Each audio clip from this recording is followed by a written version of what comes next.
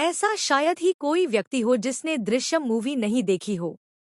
Drishyam movie बहुत पसंद की गई थी, लेकिन क्या हो अगर कोई इंसान उसे अपनी जिंदगी में उतार ले।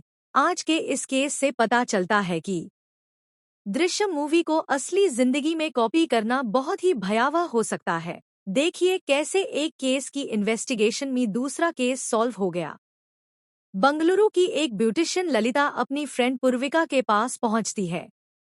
उससे उसकी स्कूटी मांगती है और पूर्विका से कहती है कि वो अपने हस्बैंड उमेश से तलाक फाइनल कर चुकी है। बस उमेश से सारी बात फाइनल करने जा रही है, लेकिन अगर वो वापस आकर कांटेक्ट ना करे तो पुलिस को सूचना दे देना कि मुझे कुछ हो गया है। पहले तो पूर्विका ये सुनकर घबरा जाती है, लेकिन फिर ललिता के समझाने पे मान जाती है। वो पूर्विका की स्कूटी लेकर उमेश से मिलने जाती है। कुछ घंटों बाद ललिता अपनी लाइव लोकेशन भेजती है। पूर्विका हैरान हो जाती है। वो बेंगलुरु से 7 किलोमीटर दूर मगधी के जंगल की थी, लेकिन वो उसका इंतजार करने का फैसला करती है। कुछ वक्त बीत जाने के बाद ललिता का हस्बैंड उमेश आता है और पूर्विका को स्कूटी की चाबी देता है। पूर्विका ललिता का पूछती है तो उमेश कहता है कि वो निकल गई है, ललिता को बस में बिठा दिया है। उसने वह स्कूटी पूर्विका को देने के लिए कहा है। पूर्विका तब तो कुछ नहीं कहती, लेकिन बाद में कई बार ललिता का फोन ट्राई करती है, लेकिन नंबर बंद आता है। उसे कुछ शक होता है। फिर पूर्विका और उसके पति मारुति पुलिस के पास जाते हैं। वो पुलिस के पास जाकर कहते हैं कि उसकी फ्रेंड ललिता को उसके हस्बैंड उमेश ने कुछ कर दिया है। फिर वो सारी बात पुलिस को बताते हैं। पुलिस जांच शुरू करती है। उमेश को गिरफ्तार कर ललिता के बारे में पूछा जाता है।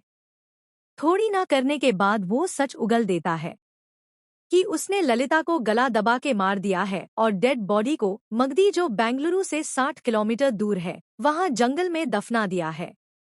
उमेश को नहीं पता था कि ललिता ने अपनी सहेली को लाइव लोकेशन भेज दी है। पुलिस उसको घटनास्थल पे ले जाती है और ललिता की डेड बॉडी को बरामद करती है। उमेश अपना जुर्म कबूल कर लेता है और उमेश को जेल भेज दिया जाता है। केस सॉल्व हो जाता है, सब कुछ साफ हो जाता है। पर एक जांच अधिकारी को ये बात अजीब लगती है कि उमेश ललिता को लेकर 60 किलोमीटर दूर क्यों गया। आसपास भी घना जंगल है। उमेश से फिर से सख्ती से पूछताछ की जाती है। पुलिस केस के हर पॉइंट को सही से इन्वेस्टिगेट करती है। तब वो बताता है कि उसको ये आइडिया उसके दोस्त ने दिया था। उसके दोस्त का नाम किरण कुमार है। किरण को भी अपराधी बनाया जाता है और गिरफ्तार कर लिया जाता है।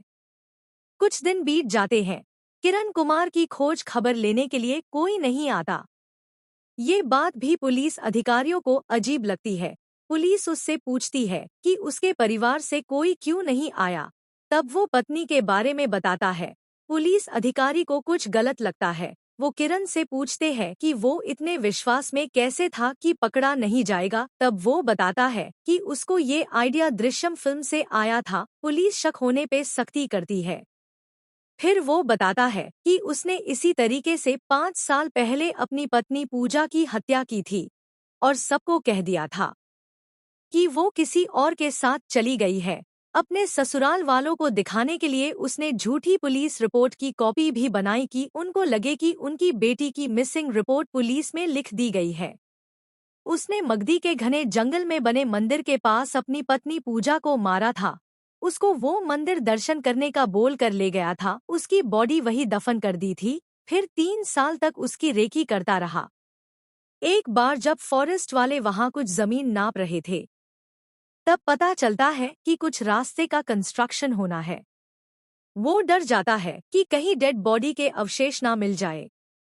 वो उसी रात पूजा के कंकाल को जला देता है और दूसरी जगह दफना देता है।